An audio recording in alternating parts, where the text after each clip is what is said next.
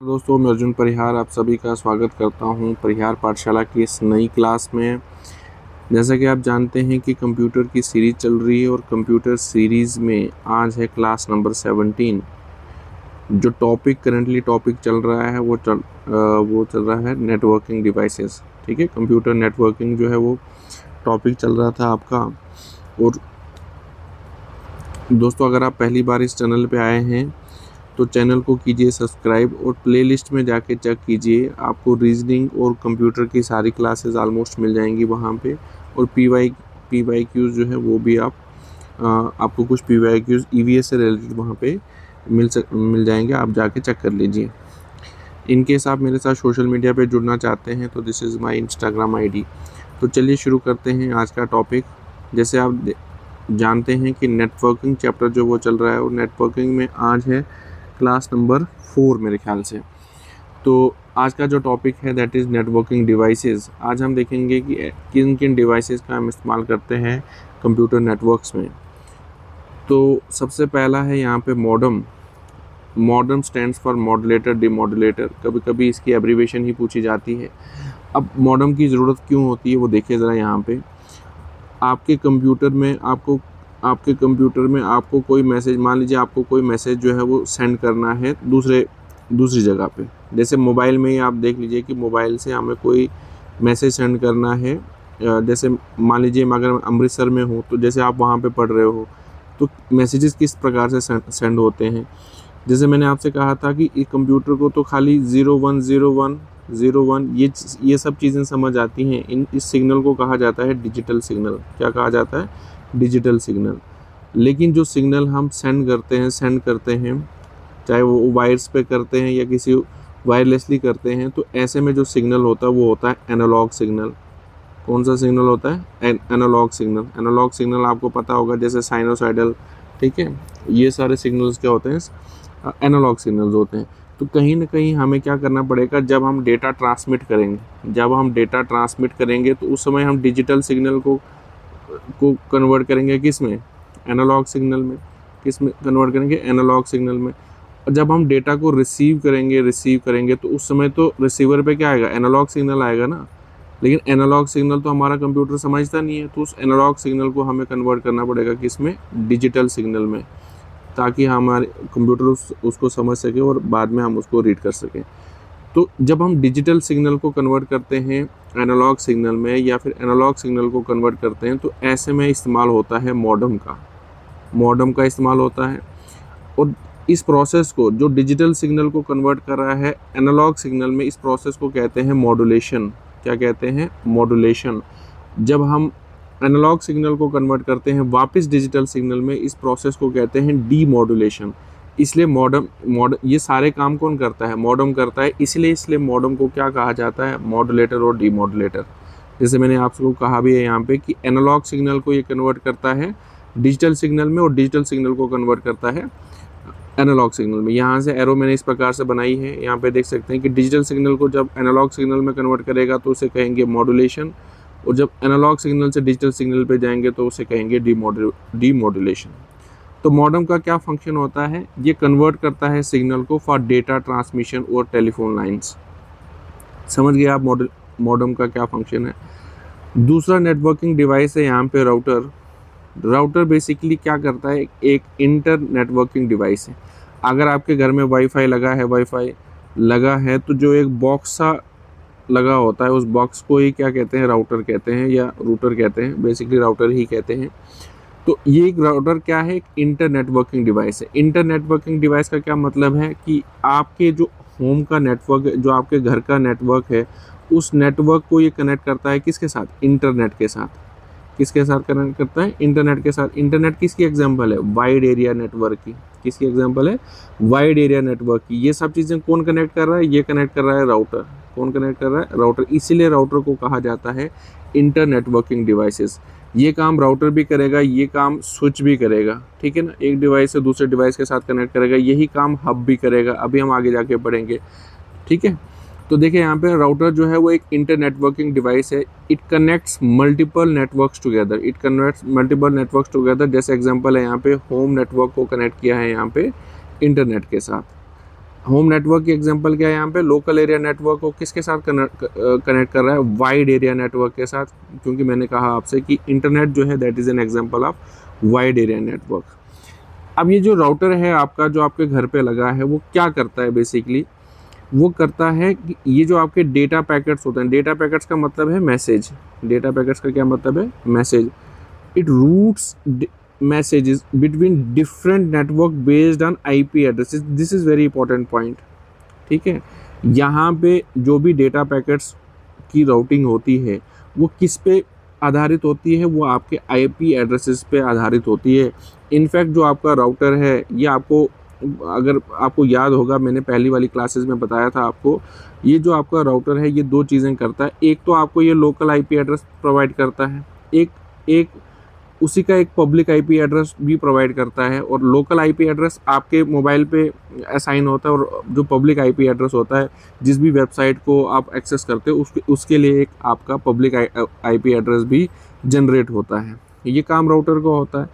अब ये यहाँ पे क्या है कि यही चीज़ यहाँ पे कह रहा है कि यहाँ पे मैसेज जो है वो डिफरेंट नेटवर्क्स के बीच में रूट तो हो रहा है, लेकिन किसका इस्तेमाल हो रहा है यहाँ पे इस्तेमाल हो रहा है आईपी एड्रेसेस का इस्तेमाल हो रहा है। आगे जाके आप देखोगे कि स्विचेस जो है वो मैक एड्रेस का इस्तेमाल करेंगे, राउटर जो है वो किसका इस्तेमाल कर रहे हैं, आईपी एड्रेसेस का इस्तेमाल कर रहे हैं। It assigns local IP addresses via DHCP, dynamic host control protocol. ये चीज़ मैं आपको पहली वाली क्लासेस में बता चुका हूँ। Provide security features like firewall and NAT network address translator, ये भी मैं आपको बता चुका हूँ। नीचे कमेंट सेक्शन में बताइए ज़रा कि ये NAT का क्या फंक्शन है। अगर आपको याद होगा, एक मैंने आपको बोला था कि प्राइवेट आईपी एड्रेस और एक आपका पब्लिक आईपी एड्रेस, ठीक है, उससे रिलेटेड ये आपका नेटवर्क एड्रेस ट्रांसलेटर काम करता है। तो इसमें एक और चीज़ उसने कही है कि भाई ये जो आपका राउटर है ये क्या प्रोवाइड करता है, security features like firewall. Firewall का क्या काम होता है, फायरवॉल जो होता है वो काम करता है कि भाई अनऑथराइज्ड एक्सेस जो है वो उसको प्रिवेंट करता है। किसी भी चीज़ का जो अनऑथराइज्ड एक्सेस होगा उसको प्रिवेंट करता है। तो ये सारी चीज़ें कौन कर रहा है, राउटर कर रहा है। ये अनऑथराइज्ड एक्सेस को कैसे प्रिवेंट कर रहा है, मान लीजिए कि कोई अटैकर या हैकर जो है वो आपके नेटवर्क को हैक करना चाहता है, तो ऐसे में आपके मोबाइल को हैक करना चाहता है तो नहीं कर पाएगा वो। क्यों नहीं कर पाएगा वो, क्योंकि यहाँ पे जो आपका राउटर है, इस राउटर ने आपके मोबाइल का तो आपको लोकल आईपी एड्रेस दे दिया, लेकिन जो ये बाहर पब्लिकली शो करेगा वो तो होगा पब्लिक आईपी एड्रेस, और ये पब्लिक आईपी एड्रेस और लोकल आईपी एड्रेस दोनों डिफरेंट होते हैं। इसलिए ये राउटर, इसलिए कहा जाता है कि राउटर यहाँ पे किसका काम कर रहा है, फायरवॉल का काम कर रहा है। फायरवॉल मतलब सिक्योरिटी नेटवर्क का काम भी कर रहा है यहाँ पे, ठीक है। तो इस तरीके से चीज़ होती है। तो मैंने यहाँ पे एग्जांपल के साथ चीज़ें समझाई हैं कि किस तरीके से आपका राउटर जो है वो आपके होम नेटवर्क को इंटरनेट के साथ कैसे कनेक्ट करता है। When you open A website on your phone at home, your request goes like this. आपके फ़ोन से रिक्वेस्ट जाएगी किसके ऊपर, राउटर के ऊपर। राउटर किसके साथ कनेक्टेड है, इंटरनेट के साथ कनेक्टेड है। इंटरनेट से आपकी जो रिक्वेस्ट है वो किसको जाएगी, वेबसाइट सर्वर पे जाएगी, जिस वेबसाइट को आप खोलना चाहते हो। वो वेबसाइट सर्वर से रिक्वेस्ट किसके ऊपर आएगी, आपके राउटर पे वापस आएगी, और आपके राउटर से वापस फ़ोन पे आएगी, और आपके फ़ोन में वो वेबसाइट जो है वो खुल जाएगी। ये एक प्रोसेस है, ये जब एक चीज़ होती है आपको समझाने की, ठीक है। तो इसमें उतना कोई चीज़ नहीं है राउटर, बस आपको थोड़ा बहुत इतना पता होना चाहिए कि ये लोकल आईपी एड्रेसेस वगैरह असाइन करता है। इसकी चीज़ मैं पहले भी बता चुका हूँ, और ये बताया था कि भाई ये डेटा पैकेट्स को जो है वो एनरूट करता है बेस्ड ऑन आईपी एड्रेसेस। ये चीज़ आपको पता होनी चाहिए। और एक और चीज़ क्वेश्चन में पूछा जाता है कि राउटर, अभी हम आगे जाके जो है ना, आगे जाके जैसे मैंने कहा था आपसे कि आगे हम OSI मॉडल पढ़ेंगे और एक पढ़ेंगे TCP IP मॉडल भी पढ़ेंगे। उसमें लेयर्स होती हैं, उन सभी लेयर्स पे, हर एक लेयर पे हर कोई डिवाइस जो है, ये जो नेटवर्किंग डिवाइस है वो अलग अलग लेयर्स पे काम करते हैं।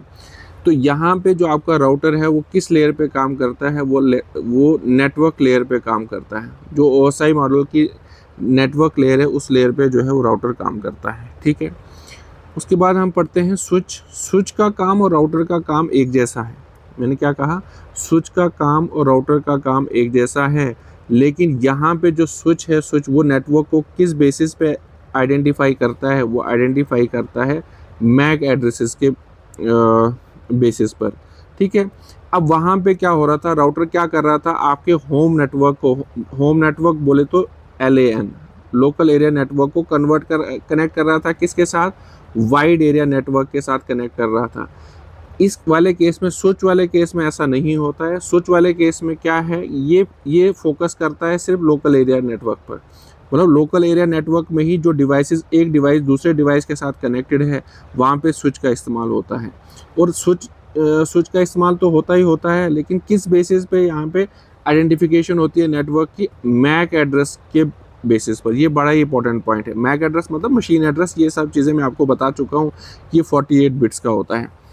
तो यहाँ पे next point, it connect devices with in A local area network, ठीक है। ये पॉइंट भी इंपॉर्टेंट है अगर आपको डिफ्रेंशिएट करना है स्विच और राउटर को। तो स्विच क्या करता है, ये कनेक्ट करता है डिवाइसेस को किसी पर्टिकुलर लोकल एरिया नेटवर्क के अंदर ही कनेक्ट करता है, ठीक है ना। It uses MAC address to forward data to the correct destination device, this is also very important. अब आगे जाके आप पढ़ेंगे कि एक हब होता है, आगे जाके आप पढ़ेंगे हब होता है। हब से क्या होता है कि डिफरेंट कंप्यूटर्स आपके कनेक्टेड होते हैं। हब का मतलब होता है यहाँ पे central devices, C1 C2 C3, ऐसे डिफरेंट कंप्यूटर्स कनेक्टेड हैं। अब मान लो हब को कोई मैसेज सेंड करना है, हब को कोई मैसेज सेंड करना है, तो ये हब क्या करता है, ये एक मैसेज जो है ना सेंड कर देगा और सभी को सेंड कर देगा, इररेस्पेक्टिव वो किसको चाहिए। मान लीजिए उसको मैसेज खाली C2 को चाहिए था, लेकिन हब के पास ऐसी पॉसिबिलिटी है ही नहीं कि वो फिल्टर कर सके और खाली C2 को, जब भी उसको मैसेज भेजना होगा वो सबको भेज देगा, ठीक है। तो ये इसका ड्रॉबैक है।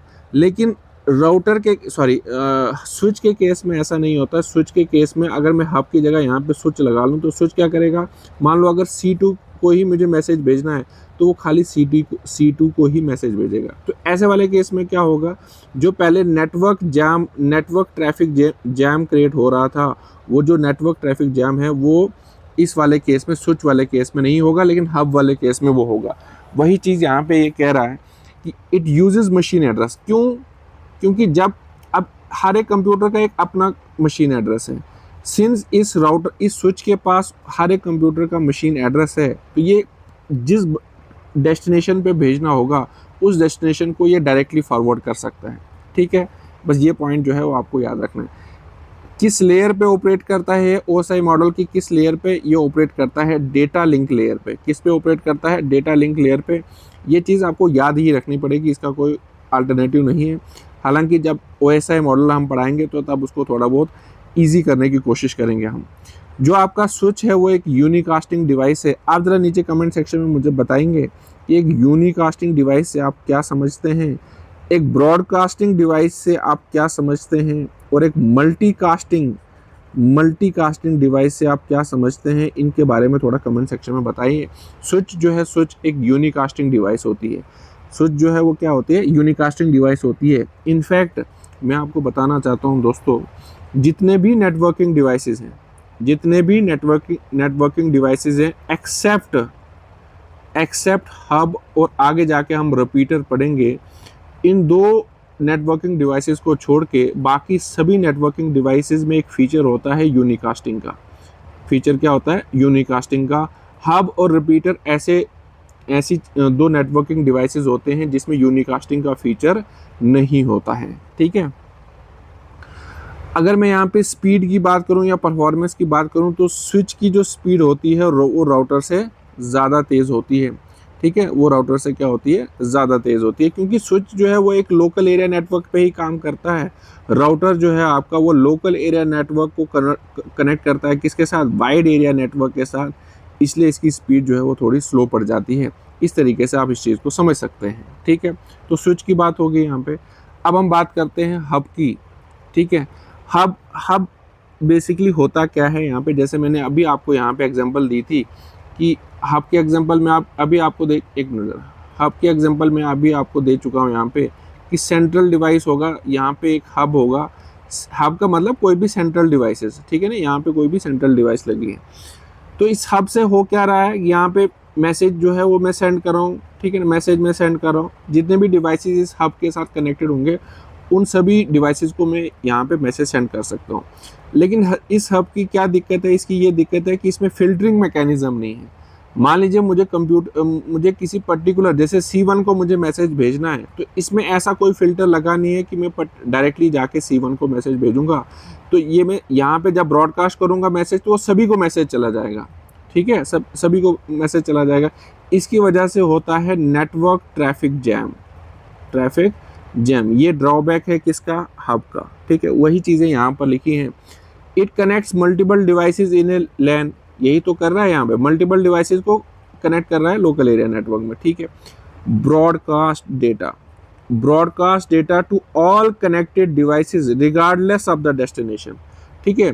एक्चुअल में उसको किसको भेजना है, किसको ये मैसेज चाहिए, उससे कोई फ़र्क नहीं पड़ता, क्योंकि हब जो है वो ब्रॉडकास्ट कर देता है डेटा हर किसी को भी, जितने भी डिवाइसेस उसके साथ कनेक्टेड होते हैं। This is very important point, ठीक है? It does not filter or direct traffic, creates more collision in the network. अभी मैं यही चीज़ मैंने बताया यहाँ पे कि सिंस फिल्टरिंग मैकेनिज्म इसमें एब्सेंट है, तो इसलिए इसमें नेटवर्क ट्रैफिक जैम होता है। अगर आपको ये चीज़ समझ आई तो ठीक, नहीं तो मैंने एक एनालॉजी का मतलब होता है सेम उसी तरीके से जो चीज़ ऊपर है उसी तरीके की चीज़ मैं आपको यहाँ पे समझा रहा हूँ प्रैक्टिकल एग्जाम्पल से। अब हब क्या है? Basically hub is like a group message. जैसे हमारा एक व्हाट्सएप ग्रुप बना है, hub is like a group message. You send one message and everyone receives it, even if it was meant for only one person, ठीक है? मान लीजिए हमारा कोई ग्रुप बना है, जैसे व्हाट्सएप ग्रुप बना है, तो व्हाट्सएप ग्रुप पे मैंने एक मैसेज कर दिया, ठीक है? कि मैसेज फॉर कुछ भी मैसेज लिखा मैंने, जैसे मान लो मैंने किसी एक्स पर्सन के लिए मैसेज लिखा, लेकिन मैसेज कहाँ किया? मैंने ग्रुप में किया मैसेज। अब जब मैं मैसेज ग्रुप में कर रहा हूँ, क्या ग्रुप में जितने भी मेंबर्स हैं उन सभी को वो रिसीव होगा या नहीं होगा? बिल्कुल रिसीव होगा। हालांकि वो सबकी रिक्वायरमेंट नहीं थी, वो मैसेज तो सिर्फ एक एक्स वाले पर्सन के लिए चाहिए था, ठीक है? तो वही चीज़ जो है वो यहाँ पे कौन काम करता है? वही चीज़ जो है वो हब करता है यहाँ पे। ये ग्रुप मैसेज की तरह है। इसका मतलब जो आपका हब है वो इंटेलिजेंट तो नहीं है, इसका मतलब वो लेस इंटेलिजेंट देन ए स्विच है। क्यों? स्विच के मुकाबले में वो क्यों लेस इंटेलिजेंट है? क्योंकि स्विच जो है वो क्योंकि स्विच के पास क्या है? हर एक डिवाइस का मशीन एड्रेस है, तो वो भी जो भी डेडिकेटेड लिंक होगा वो क्रिएट करके वो उस पर्टिकुलर डिवाइस को जो भी डेटा सेंड करना होगा वो पॉसिबल है। किस केस में? स्विच के केस में। बट हब के केस में ऐसा पॉसिबल नहीं है, ठीक है? Switch is more intelligent then hub. How? Switch जो है वो हब से ज़्यादा इंटेलिजेंट मानी जाती है। क्यों? Switch is more efficient than a hub as it sends data only to the intended recipient. यही चीज़ मैं आपको समझा रहा था यहाँ पे, ठीक है? क्योंकि इसका मैक एड्रेस तो होता ही है स्विच के पास, हब के पास ऐसा कुछ नहीं है। अब एनालॉजी क्या है यहाँ पे? Think switch like a smart traffic controller. Switch को इस तरीके से सोचो कि एक स्मार्ट ट्रैफिक कंट्रोलर की तरह वो काम करती है। इट डायरेक्ट्स व्हीकल्स का मतलब है यहाँ पे डेटा, ठीक है?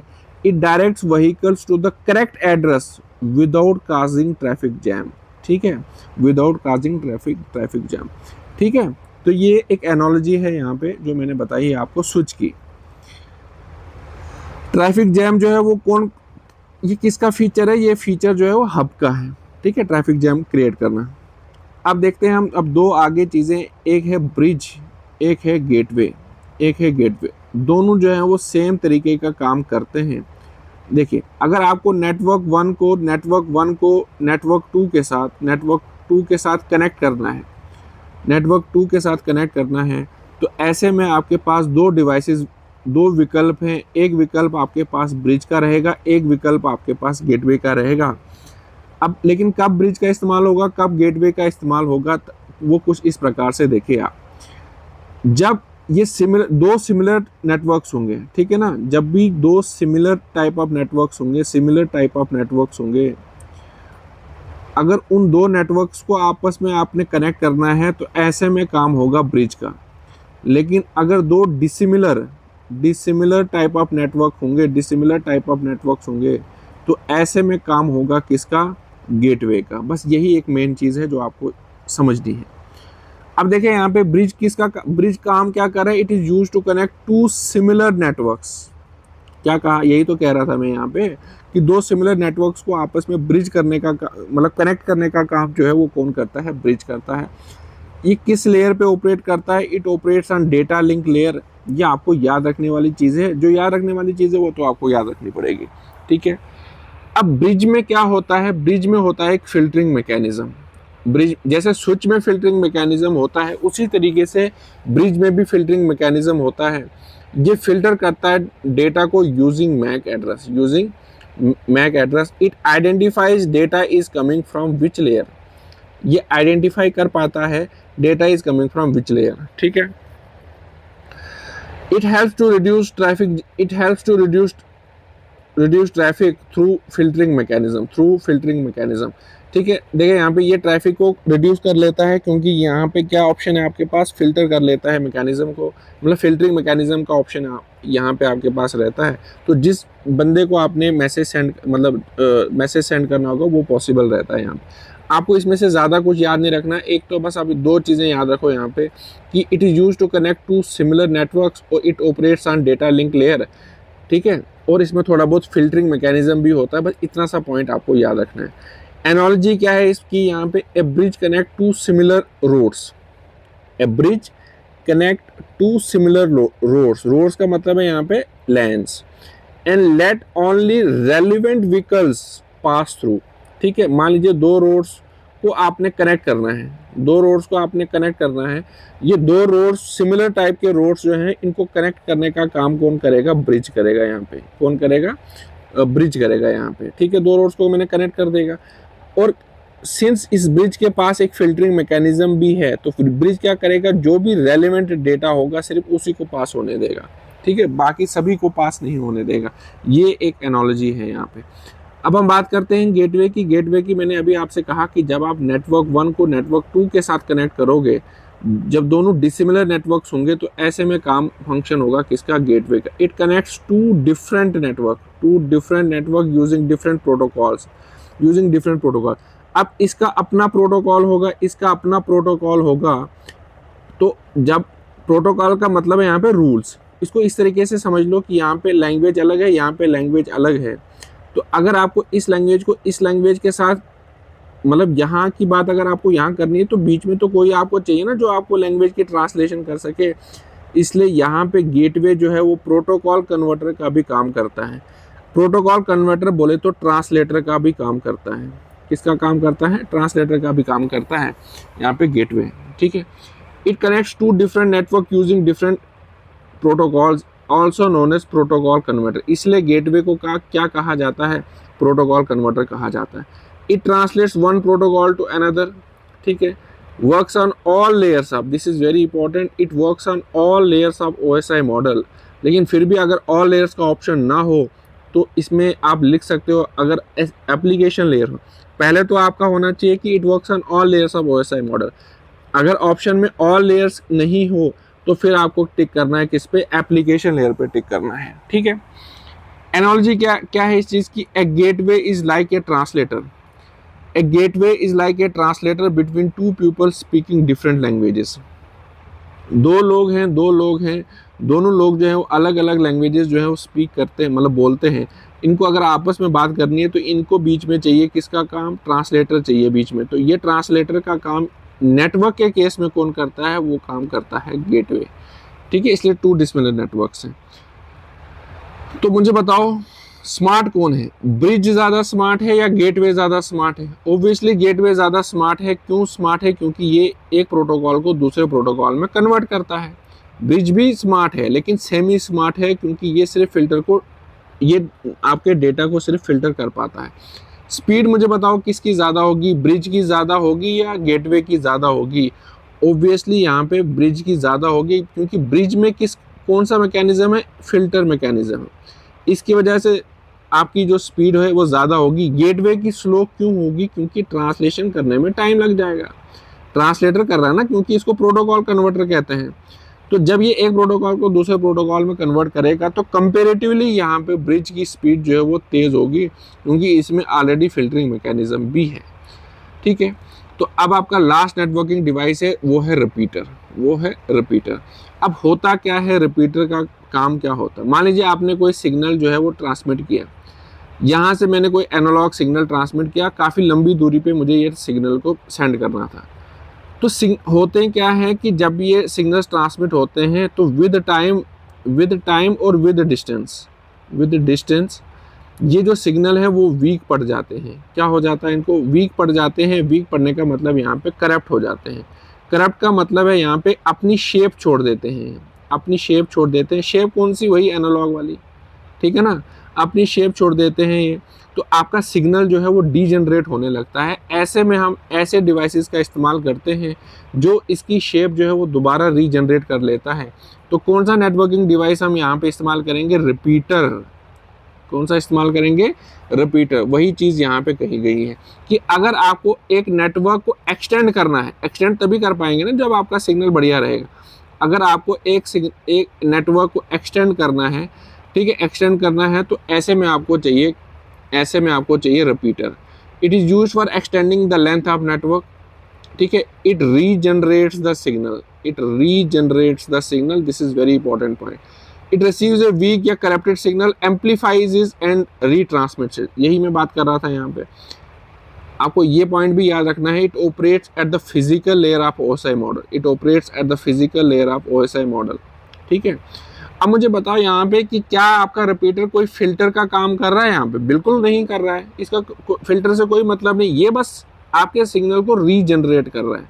क्या कर रहा है, रीजनरेट कर रहा है, फिल्टर नहीं कर रहा है। It does not filter direct और route traffic, it only regenerates the signal. बस इस चीज़ को आपको ध्यान में रखना है। एनालॉजी क्या है रिपीटर की, repeater is like a person standing midway in a relay race who takes the baton का मतलब है यहाँ पे signal, boosts it and passes it along. वो देखिए ना अपने रिले रेस, जिसमें एक पर्सन आगे दौड़ता है, फिर बीच में एक बंदा होता है ना, ऐसे करके वो दौड़ते रहते हैं, ठीक है। रिले रेस में क्या होता है कि इसके पास एक हाथ में एक बैटन जैसा होता है, यहाँ पे पहुंचेगा इसको बैटन दे देता है ये, फिर आगे चलेगा, फिर दूसरा होता है उसको बैटन दे देगा, तो ऐसे करके ये पूरा कंप्लीट होता है। ये जो बीच में लगे हैं इनको कहा जाता है रिपीटर। ये रिपीटर क्या कर रहे हैं, बस अपनी स्पीड को इंक्रीज कर रहे हैं आप। ऐसे ही ये नेटवर्क के केस में ये रिपीटर क्या कर रहा है, आपके सिग्नल को रीजनरेट कर पाता है। तो रिपीटर का काम कहाँ पर है, long distance local area networks में इसका काम है, जहाँ पे सिग्नल आपका वीक पड़ जाता है। ऐसे में आपको मान लीजिए आपको लोकल एरिया नेटवर्क जो है वो काफ़ी 2 किलोमीटर 4 किलोमीटर तक एक्सटेंड करना है, तो ऐसे में आपका सिग्नल क्या हो जाएगा, वीक हो जाएगा। तो वीक ना हो इसलिए किसका हम इस्तेमाल करेंगे, रिपीटर का इस्तेमाल करेंगे, ठीक है। तो मैंने आपसे पूछा था ऊपर कि मैं बताओ भाई यूनिकास्टिंग डिवाइस क्या होती है, मल्टीकास्टिंग डिवाइस क्या होती है, और ब्रॉडकास्टिंग डिवाइस क्या होती है। यहाँ पे यूनिकास्टिंग का मतलब होता है 1 to 1 कम्युनिकेशन। 1 to 1 कम्युनिकेशन मतलब स्पेसिफिक कम्युनिकेशन की बात होगी यूनिकास्टिंग में। ब्रॉडकास्टिंग में क्या होता है, 1 to all। जैसे FM रेडियो को हम कहते हैं कि ब्रॉडकास्ट हो रहा है, ये मैच जो है वो ब्रॉडकास्ट हो रहा है, क्योंकि वहाँ मैच जब वहाँ से सेंड कर रहे हैं तो सभी जितने भी डिवाइसेस कनेक्ट होंगे वो वहाँ पे दिखता है, इसलिए क्या होता है 1 to all, ठीक है। मल्टीकास्टिंग जो है, multicasting that is 1 to many but